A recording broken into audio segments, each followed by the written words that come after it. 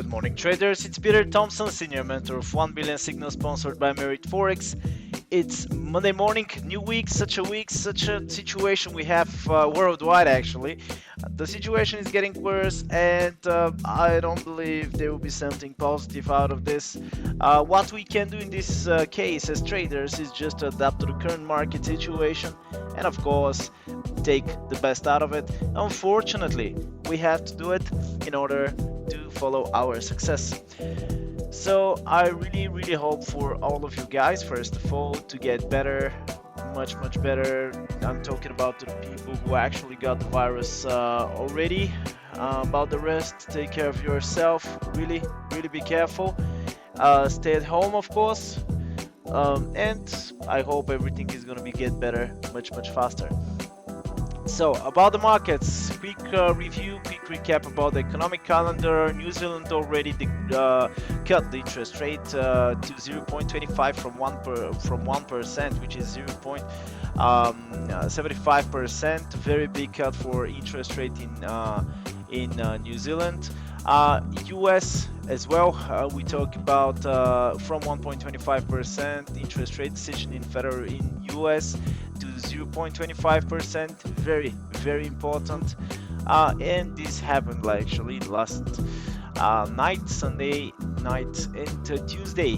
Monday we don't have any economic events. Industrial production, of course, very big red in China, minus 13.5% compared to 6.9 plus previous year, I'm sorry.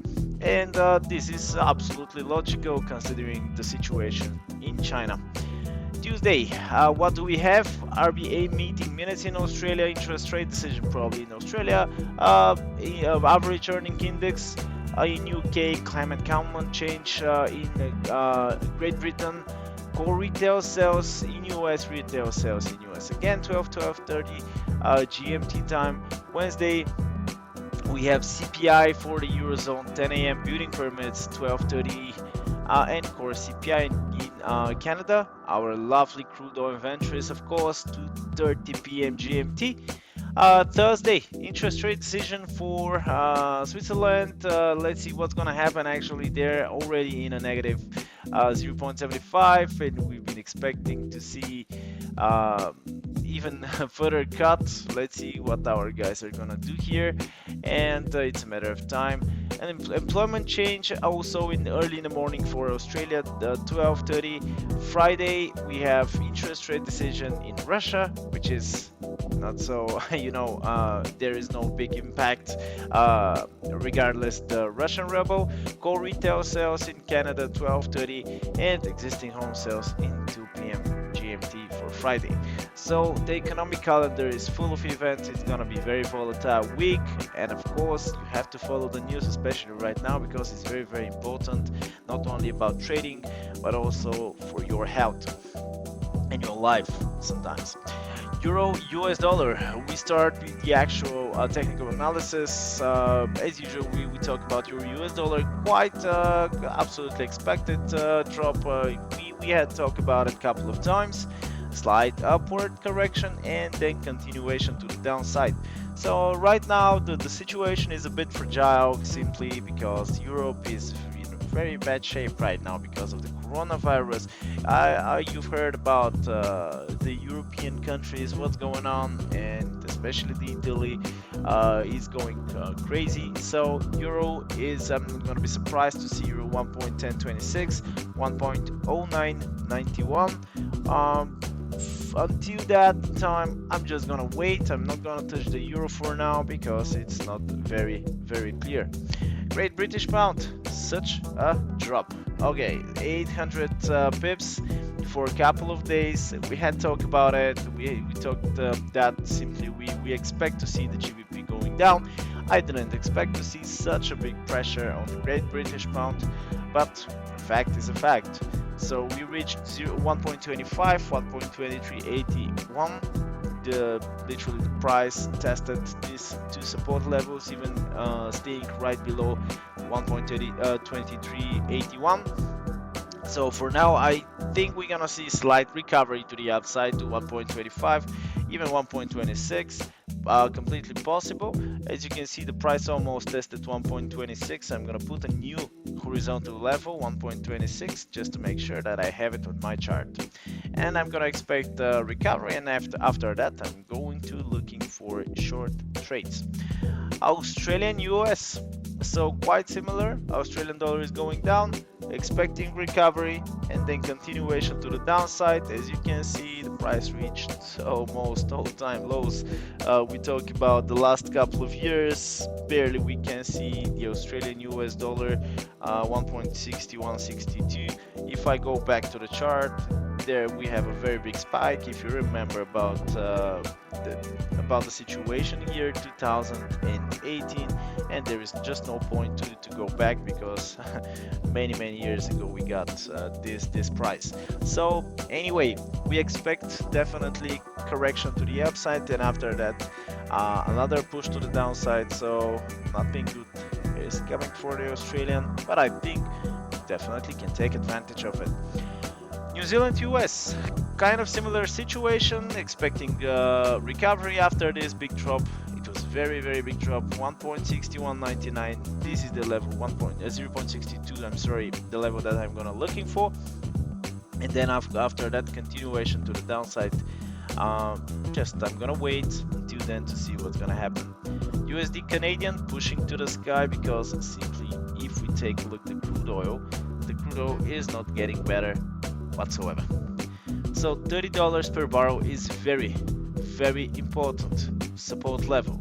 So we can just even put it here. Let's just move this one to $30, and this is the level that we have to follow. It's very important because it's round number. First of all, it was the long-term forecast for the crude oil, and now we can see crude oil getting back to 41 to close the gap and to reach the round number. Because of this, I'm putting this line directly to $41 per barrel, and I'm gonna observe how the crude oil is going to react. Bear in mind, because of the situation, the crude oil demand is getting very low. It's just for sure it's gonna get low, and we can see a continuation to $25, even to $20 per barrel. But for your short trades, for my short trades also, I would wait very carefully with trade crude oil, because the price can rebound very quickly on any positive information about the coronavirus. So just be careful when you trade crude oil to the downside. So if we see crude oil recovering and closing the gap, this is what's gonna happen with the Canadian dollar. Canada is in not a very good situation right now as any other country, so Canadian dollar is going down. But if we see recovery of the crude oil, we definitely can see correction to the downside in order to close this gap. Not smart decision definitely to take any short trades from the top, because the price, you never know where the price is gonna stop. Here in our case, stopped 1.40, almost very big resistance and round number, important resistance level. But until then, I would be careful with USD Canadian, and I wouldn't trade very often USD CAD. But they definitely not sell. I wouldn't sell it. USD Swiss franc. One of my favorites, and Swiss franc is getting just step back, but still holding. It's considered a safe haven currency, as you know, and that's why simply the decline of the Swiss franc. This is decline of the Swiss franc when USD goes up against it. This decline of the Swiss franc is not so dramatic like the other currencies, and as you can see, it's trying to hold the resistance. It's trying to establish a resistance around 0.95. And I'm just gonna move even this level 0.97 to 0.95 just to have it here, because as you can see, the price is still holding the level. I'm expecting to see continuation to the downside, testing 0.94, 0.93, even 0.92. It's completely possible. It's not gonna happen overnight, but be careful, and actually be careful with every instrument right now, because you know the situation is getting changed very quickly, so you have to be cautious. But USD Swiss, I think it could be a very good opportunity for short. USD, Japanese, quite similar situation despite the problems in Japan. It's very near to China, and simply the situation there is near to the Chinese one. And what's going on? We Japanese yen considered safe haven currency like the Swiss franc, as you know. Big drop of 1,000 pips, continuation to the upside. Actually, not continuation, correction to the upside. 700 pips corrected, and right now is trying to push lower. So the USD Japanese is with the same status right now like the USD Swiss, and definitely we can see continuation to the downside to see 103, 102, 101, even 100 of the USD Japanese currency pair. So thank you very much for watching, guys. I really hope you enjoyed the video. Really hope you everything is great with you, and you're in a great shape. So if you have any questions, get back to me, no problem. You know how to reach me. Subscribe to our YouTube channel, of course. Share us and like us on the social medias if you would like to. Good luck. Expect my video on Wednesday, of course. And just again, repeat, take care of yourself and enjoy the week. Bye bye.